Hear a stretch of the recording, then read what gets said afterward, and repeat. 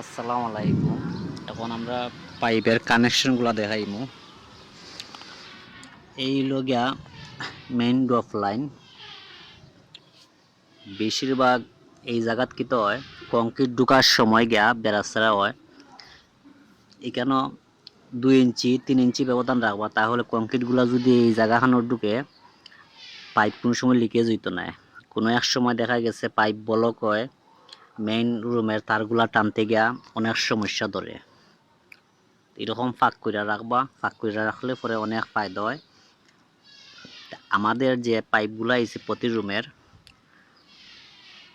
1 2 3 4 5 6 7 8 9টা pipe আছে।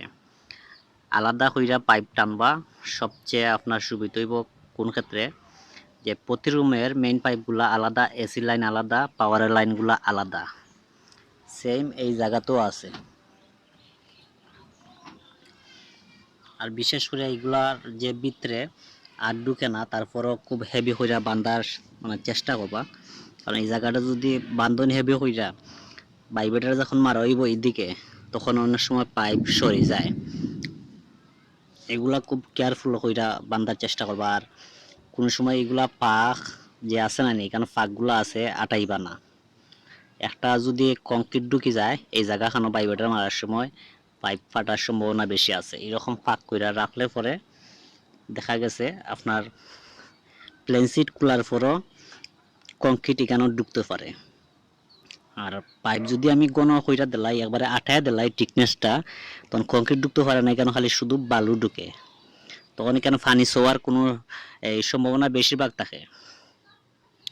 তো এরকম পাইপ পালানোর চেষ্টা করবা সবসময় ছাদের উপরে।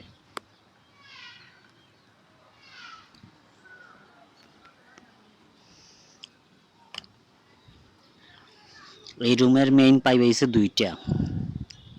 এই জায়গা এই সিঁড়ির তলে আন্ডারগ্রাউন্ডও আছে পাইপ, মেইন পাইপ এইদিকে আইছে।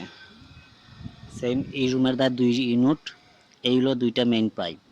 যদি কোনো এক সময় যদি একটা পাইপ লিক হয়ে যায়, ব্লক হয়ে যায়, তখন কিন্তু আর সুবিধা থাকে না তার টানার।